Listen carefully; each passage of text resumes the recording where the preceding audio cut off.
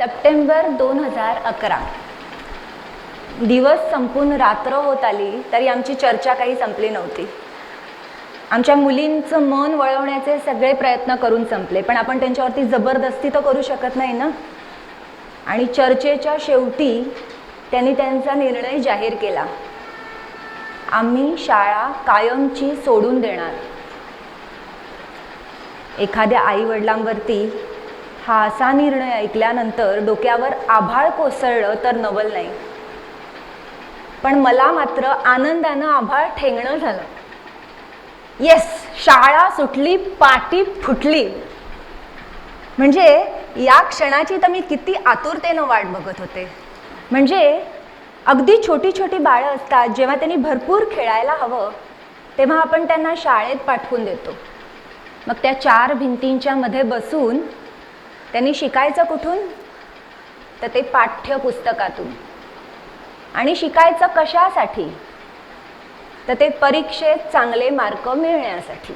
हे एवढंच चक्र सुरू राहतं. शिक्षण किंवा लर्निंग याच्याशी दूर दूरपर्यंत संबंध नाही आहे. अशा सगळ्या गोष्टी आमच्या मुलींवरती लादायचा मला खूप कंटाळा यायचा. पण त्याच्यातनं सुटकेचा मार्ग काय? मग मी चक्क त्याच्याकडे दुर्लक्ष करायला सुरुवात केली. म्हणजे मला न आवडणाऱ्या गोष्टींमध्ये अनेक वेगळ्या वेगळ्या गोष्टी होत्या. जसं चिमुकल्या बोटांमध्ये पेन्सिल पकडून अक्षरं खरडायची, किंवा पहाटे साखर झोपेतनं बाळांना उठवायचं. ते कशासाठी? तर पाठीवरती जे ओझं वाहायचं ते वेळापत्रकात बघून अचूक भरण्यासाठी. हल्ली तर 5 वर्षाच्या मुलांना सुद्धा प्रोजेक्ट करावं लागतं. आणि विषय काय असतो? Fire brigade. म्हणजे खरं तर आईवडीलच करतात ही असली प्रोजेक्ट.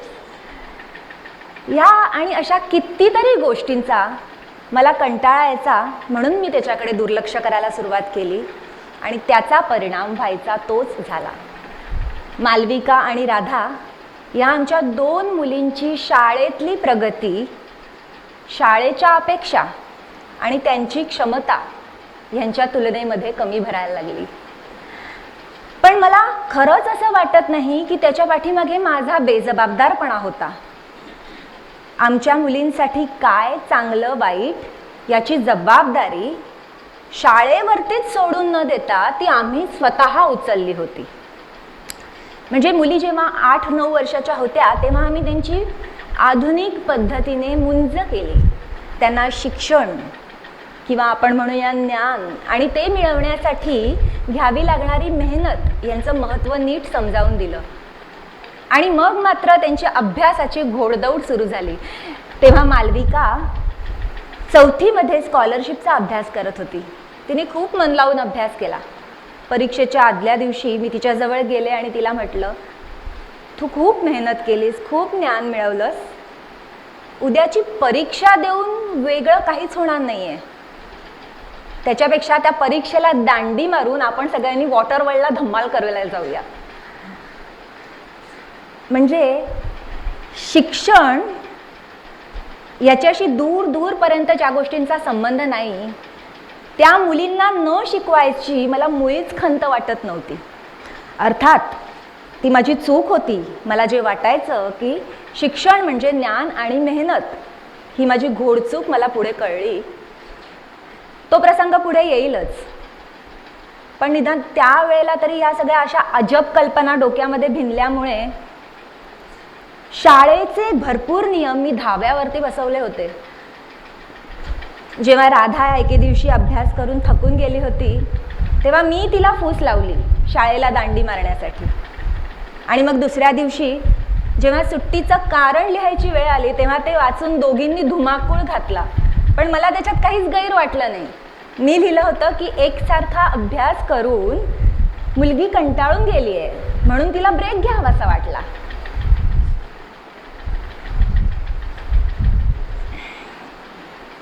काही मुलं शाळेच्या अपेक्षांच्या चौकडीत बसत नाहीत. त्यांना आपण बॅड स्टुडंट असं म्हणतो. मला माहिती आहे, जी आईच आपल्या मुलींच्या शालेय शिक्षणात अशा अडचणी आणते त्या आईला लोक काय म्हणत असतील. पण माझ्या या बंडखोरपणाचा कळस होता की हळूहळू मी मुलींना शाळा सोडून देण्यासाठीच प्रोत्साहन द्यायला सुरुवात केली. म्हणजे सुरुवातीला मुलींना वाटायचं की आपली आई गंमत करते, हळूहळू त्यांना वाटायला लागलं की ही बहुतेक धमकी देते. कारण एखादी शाळेची तक्रार त्या माझ्याकडे घेऊन आल्या तर मी त्यांना सांगायचे मग शाळा सोडून द्या. आता कुठच्या मुलांना असं वाटेल की आपली आई एकदम निर्मळ मनाने हाय आपल्याला करायला सांगते म्हणून. पण हळूहळू ह्याच विषयाची पुनरावृत्ती होत चालली आणि मग मात्र विषयाला गंभीर स्वरूप आलं. आम्ही जेव्हा शाळा सोडायची ठरवली तेव्हा कुटुंबापासून समाजापर्यंत खूप मोठा विरोध व्यक्त झाला. आमच्यावरती खूप टीका झाली. उच्च शिक्षित अशा आमच्या कुटुंबातल्या वडीलधाऱ्याने आमची बिनपाण्यानी केली. म्हणजे आमच्या घरामध्ये माझ्या नवऱ्याबरोबर सुद्धा साग्र संगीत वितंड वाद झाले. माझ्या मनाच्या वळवण्याचे सगळे प्रयत्न करून संपल्यानंतर राजने माझ्यासमोर फक्त 2 पर्याय ठेवले. एक, मुलींना शाळेतून काढून टाकायचं, हे खूळ मी डोक्यातनं सोडून द्यायचं. दुसरा, डिवोर्स देऊन तो मला सोडून देणार. मलाही तुमच्यासारखंच वाटत होतं की तो काही असं करणार नाही, पण दुसरीकडे नुसता विचार केला तरी भीती वाटत होती. पण त्या उपर एवढे वर्ष जे स्वप्न पाहिलं त्या स्वप्नाची पूर्ती होण्याचा क्षण समोर आला असताना मला कुठच्याही विरोधाला बळी पडायचंच नव्हतं. आपल्या निर्णयाची एवढी मोठी किंमत मोजावी लागली तरी एखादी आई आपल्या मुलींची शाळा सोडून द्यायची या खुळचट कल्पनेशी एवढी ठाम असू शकते. खरं तर ठाम हा खूप सौम्य शब्द झाला. फक्त तेवढंच माझ्या उभ्या आयुष्याचं ध्येय होतं असं म्हटलं तरी चालेल.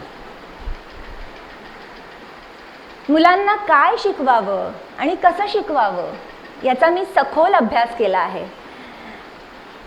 त्यावेळेला मी कॅन्सर झालेली छोटी मुलं असतात ना, त्यांच्यासाठी अभ्यासक्रम तयार करायचं काम करत होते. म्हणजे ही मुलं त्यांच्या घरातनं दूर मुंबईमध्ये त्यांच्या ट्रीटमेंटसाठी येऊन राहतात. तेव्हा त्यांची शाळा बुडते पण त्यांचा अभ्यास सुरू राहावा हा त्याच्या मागचा मुख्य उद्देश होता. त्याच्यासाठी मी त्यांच्यासाठी खूप मस्त वेगळाच अभ्यासक्रम तयार केला. तो शिकायची कुणावरती कुठलीही सक्ती नव्हती, तरी पण अभ्यास म्हणून आम्ही त्यांच्यासमोर जे काही ठेवलं त्याच्यावरती ही मुलं अक्षरशः अधाशासारखी तुटून पडायची. म्हणजे मला आठवत आहे की सकाळी केमोच्या इंजेक्शनसाठी गेलेलं बाळसुद्धा संध्याकाळी शाळेमध्ये हजर असायचं. तुम्हाला आम्हाला मुळीच कल्पना नाही आहे की कॅन्सर झालेल्या पेशंट्सना या केमोच्या इंजेक्शनचं केवढं दुःख असतं. पण त्या वेदनेच्या पलीकडे का त्यांच्या शिकण्यातली ओढ होती. शिकण्यामध्ये खरंच एवढा आनंद असू शकतो. आणि मग आपली मुलं जी शिक्षणाची वाट कंटाळा आल्यासारखी पाय रेटत पार करतात तेव्हा चुकतं, पण ते नेमकं कुठं. आमची ही शाळा खूप जोमात चालली होती. मुलं मज्जेत शिकत होती. मी तर माझ्या कामावरती जाम खुश होते. आणि एक दिवस असं झालं की माझ्या मांडीवरती कवितेचं पहिलं कडवं शिकून गेलेली छोटी सिमरन पुढची कविता शिकण्यासाठी शाळेत आलीच नाही. ती पुन्हा शाळेत कधीच येणार नव्हती, कारण ती या जगातूनच निघून गेली होती. या भयंकर सत्याची प्रचिती मला परत परत येत राहिली. एकदा कुठची तरी साथ आली होती मुंबईमध्ये. त्या साथीने तर आमच्या शाळेची कित्येक मुलं गिळली आणि भावनिक पातळीवरती खूप मोठी किंमत मोजून मी हे सत्य कमावलं की आयुष्यातल्या यशापेक्षा आयुष्यातला आनंद जास्त महत्त्वाचा आहे. आणि जर का आई वडिलांना आपल्या बाळाचा हात धरून एखाद्या रस्त्यावरती घेऊनच जायचं असेल ना, आणि त्या रस्त्यावरती आनंदच नसेल, तर मुलांच्या उभ्या आयुष्याचं गणित मांडताना आपण चुकतोय नक्कीच. या बाबतीतला एक प्रसंग आठवतोय, जेव्हा मालविका राधा शाळेत जात होत्या आणि दोघींनाही भूगोलामध्ये कमी मार्क मिळाले. त्यांना एवढे कमी मार्क मिळाले होते की त्यांना घरी येऊन ते मार्क सांगताना एकदम ओशाळून जायला झालं होतं. आणि एवढे कमी मार्क घरी आणल्यानंतर काय करतात आई वडील? त्यांनी काय करायला हवं? आमच्यासाठी आमच्या मुलांच्या यशापेक्षा त्यांचा आनंद जास्त महत्त्वाचा होता. म्हणून त्यांच्या अपयशाचं दुःख कमी व्हावं याच्यासाठी आमच्या आयुष्यात प्रथमच आम्ही त्यांना घेऊन महागड्या पंचतारांकित हॉटेलमध्ये डिनरला घेऊन गेलो. मालविका राधानी शाळा सोडायची ठरवली तेव्हा मी त्यांना एक गोष्ट सांगितली होती, बाळांनो, तुम्ही एवढं ज्ञान मिळवा की त्याच्यापुढे हे डिग्री किंवा मार्क हे फिक्के पडले पाहिजेत. म्हणजे तुम्हाला ते सर्टिफिकेट नावाचे कागदाचे तुकडे घेऊन इकडे तिकडे फिरायची गरज नाही वाटली पाहिजे. लोकांना तुमची गरज वाटेल आणि लोक तुम्हाला शोधत तुमच्यापर्यंत येतील. पण हे सगळं तत्वज्ञान माझ्या नवऱ्याच्या गळी कोण उतरवणार? नशीब त्यांनी मला डिवोर्स दिलेला नव्हता. पण मुली करिअर कशी करणार याची काळजी तर त्याला होतीच. मग आम्ही एक चकचकीत रोडमॅप बनवून त्याच्या डोळ्यासमोर चिकटवला. त्याच्याप्रमाणे आपल्या महाराष्ट्र राज्याच्या बोर्डामध्ये 7वी एकदा दिलेली असली की 10वीची परीक्षा तुम्ही प्रायव्हेट कॅन्डिडेट म्हणून देऊ शकता. NIOS किंवा IGCSE बोर्डामध्ये सुद्धा तशी सोय आहे, शाळेत जायची गरज नाही. आणि तुम्ही जरी प्रायव्हेट कॅन्डिडेट म्हणून अशी परीक्षा दिलेली असली तरी कॉलेजच्या ॲडमिशनसाठी कुठचाही वेगळा निकष लागत नाही. मी त्याला म्हटलं, आपल्या मुली शिकतील घरी, देतील 10वीची परीक्षा, कॉलेजमध्ये जातील आणि मस्त करिअर करतील. हा सगळा रोडमॅप हा त्याच्यासाठी मोठा दिलासा असला ना तरी प्रत्यक्षात तो निव्वळ देखावा होता. आम्ही जिकडे उभे होतो, जिकडनं आम्हाला आमच्या प्रवासाची सुरुवात करायची होती, तिकडचं वास्तविक चित्र कसं दिसत होतं ते पाहायचंय? दिसतंय का तुम्हाला? एक मिनिट. नाही का? आम्हालाही तेव्हा काहीच दिसत नव्हतं. म्हणजे जिकडे आम्ही उभे होतो तिकडे अंधारी पोकळी होती. जिकडे वाट नव्हती तिकडे आम्ही वाट तयार केली. तिथेच पुढे पाऊलवाट तयार झाली. आज भारतभरातून हजारो लोक या वाटेवरती चालायला तयार झालेले आहेत. आणि स्वशिक्षण ही 8-10 लोकांची खुळचट समजूत राहिलेली नाही, तिला राष्ट्रीय चळवळीचं स्वरूप प्राप्त झालं आहे. शाळेचं आणि माझं वाकडं कधीच नव्हतं. माझा आक्षेप आहे की आपण सगळेजण मेंढरं चालतात ना तसे त्या वाटेवरनं चालत असतो. म्हणजे कुठे पोहोचायचे, आपली स्वप्न काय आहेत याचा वेध घेणं तर दूर राहिलं. अरे पायाखालची वाट सुद्धा आपण बघत नाही. समोरच्या मेंढराच्या शेपटीला प्रमाण मांडून आपलं चालणं अव्याहत सुरू असतं. समोरचं मेंढरू धावलं की आपल्याला वाटतं बहुतेक आपण मागे पडणार. मग भीतीने सगळेच जण एकमेकांना लोटत धावायला लागतात. खरं म्हणजे प्रत्येक मुलाकडे वेगळे वेगळे अंगभूत गुण असतात, प्रत्येकाच्या वेगळ्या आवडी असतात. पण त्यांनी सगळ्यांनी एकच अभ्यासक्रम शिकायचा. त्यांच्या सगळ्यांचं मूल्यमापन एका साच्याने होणार. त्या साच्यामध्ये जो फिट बसेल त्याला डिग्री मारायची आणि बाहेर काढायचं. आपल्या शिक्षण पद्धतीमध्ये हे एवढंच राहिलं. आम्ही जेव्हा शाळा सोडली तेव्हा अगदी मुठभर लोकांनी आम्हाला पाठिंबा दिला. आणि जगभरात सासू ही थोडी बदनाम असली तरी आम्हाला पाठिंबा देणाऱ्यामध्ये सगळ्यात पुढे माझी सासू होती.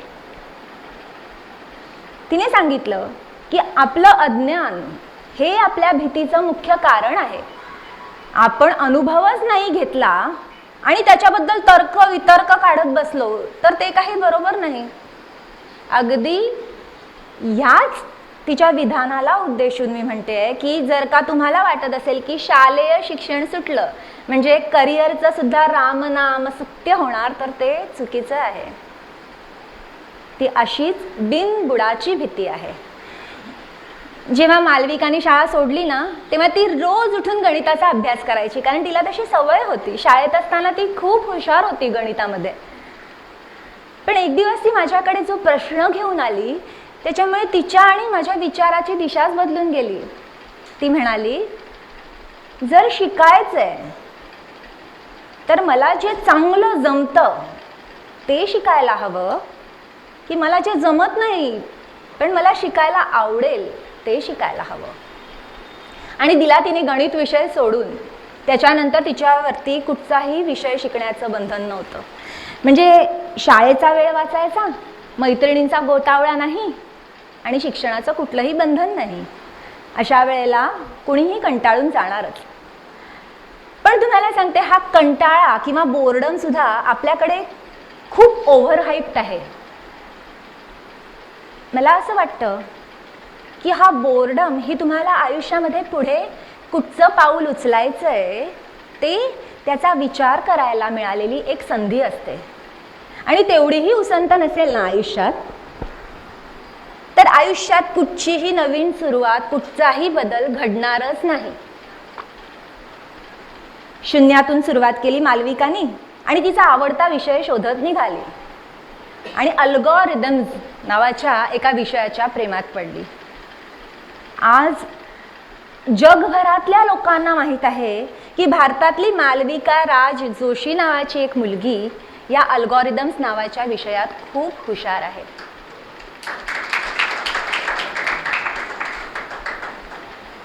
मला असं वाटतं की मुलांनी काय शिकावं आणि ते कसं शिकावं ह्याचं त्यांना आपण स्वातंत्र्य द्यायला हवं.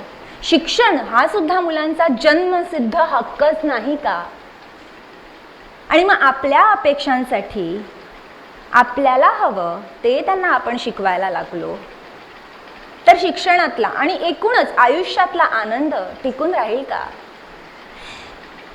राधाबद्दल सांगायचं झालं तर राधाने जेव्हा फोटोग्राफी किंवा डोंगरातली भटकंती किंवा आर्ट क्राफ्ट असे विषय शिकायला सुरुवात केले ना तेव्हा पुन्हा जाणत्या विचारवंतांचे धाबे दणाणले होते. म्हणजे त्यांनी म्हटलं की ह्या असल्या विषयांचा नाद लागला तर मुलगी करिअर कशी करणार?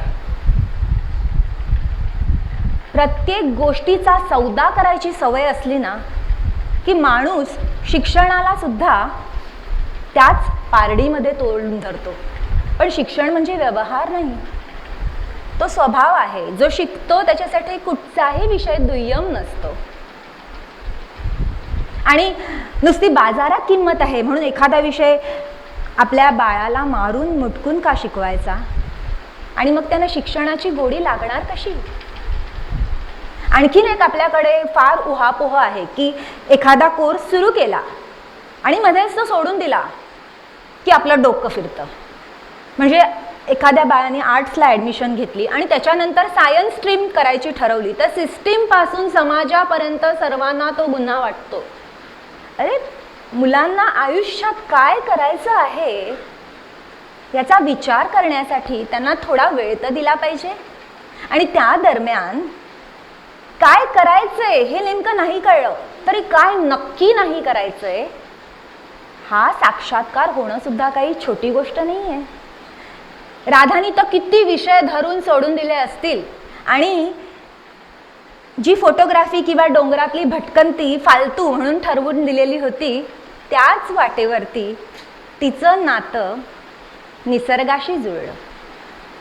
ज्या विषयाचं नावही माहिती नव्हतं त्या विषयाचा अभ्यास तिने सुरू केला. शिक्षण हे एवढं स्वाभाविक असतं. पुढे आम्हाला अभ्यासक्रमाने त्या विषयाला दिलेलं नाव कळलं, ते अर्थ सायन्स असं आहे. सध्या राधा त्या विषयाचा अभ्यास करण्यासाठी रमून गेली आहे. मुलींनी हे जे विषय निवडले त्यांची आम्हाला साधी तोंड ओळख सुद्धा नव्हती आणि मग त्याच्यातलं मार्गदर्शन आणायचं कुठून? त्यामुळे वेळोवेळी आम्ही रडकुंडीला आलो होतो, पण जसे टीका करणारे भेटले तसेच पाठिंबा देणारे सुद्धा भेटले. आम्ही खूप भाग्यवान आहोत की शिक्षण क्षेत्रातले खूप ज्येष्ठ लोक आमच्या पाठीशी उभे राहिले. CMI म्हणून एक इन्स्टिट्यूट आहे चेन्नईला. ती one of the top mathematical institute समजली जाते. गेली 2 वर्ष मालविका तिला हवं तेव्हा तिकडे CMI मध्ये जाऊन राहते आणि शिकते, आणि तिला हवं तेव्हा घरी येते, आणि हॉस्टेलपासून ते मार्गदर्शनापर्यंत सगळी मदत त्या कॉलेजचे डीन डॉक्टर माधवन मुकुंद यांनी 1 रुपया न आकारता केलेली आहे. ज्या वयात मुलं 10वीचा अभ्यास करतात ना, त्या वयात आपली राधा FYBACच्या वर्गात बसून जिओलॉजी शिकत होती. झेवियर्स कॉलेजचे जिओलॉजी डिपार्टमेंटचे हेड डॉक्टर ऋषिकेश सामंत यांनी तिला नुसतीच लेक्चरला बसायची परवानगी नाही दिली, तर लायब्ररी, फील्ड ट्रिप्स किंवा प्रॅक्टिकल्स किंवा मार्कांशिवाय परीक्षा या सगळ्या सुविधा तिच्यासाठी पुन्हा 1ही रुपया न आकारता खुल्या करून दिल्या आहेत. मुलींना शिकायची आवड होती ना, म्हणूनच हे सगळे मार्ग सुटत गेले. मला असं वाटतं की ह्या ज्येष्ठ लोकांनी त्यांना मदत केली, त्याच्या पाठी सुद्धा हेच कारण आहे. आणि आमच्यासाठी यश म्हणजे तरी काय होतं? भरपूर ज्ञान मिळवायचं, त्याच्यासाठी भरपूर मेहनत घ्यायची आणि त्याच्यापेक्षा जास्त आनंद लुटायचा. त्यामुळे आमचा हा प्रयोग जेव्हा आम्ही सुरू केला तेव्हाच आम्ही त्याच्यात यशस्वी झालो. अगदी आत्ताचीच गोष्ट वाटते की जेव्हा डोळ्याला दिशा आणि वाट दोन्हीही दिसत नव्हतं आणि आम्ही या वाटेवरती पडलो, तर मुलींनी विचारलं, पण बाळांनो, तुम्ही ह्याच वाटेवरती भरारी घेतली तर? मला काही उत्तर सुचलं नाही म्हणून मी काही बाई बोलले होते, पण मुलींनी ते अक्षरशः शब्दशः घेतलं. आणि आमच्या ह्या सगळ्या गुजगोष्टी बिनबुडाच्या वाटत होत्या ना, त्यांनी जेव्हा मालविका राधाने पंख पसरून आनंदाने घेतलेली भरारी बघितली तेव्हा तोंडात बोटं घातली. थँक्यू.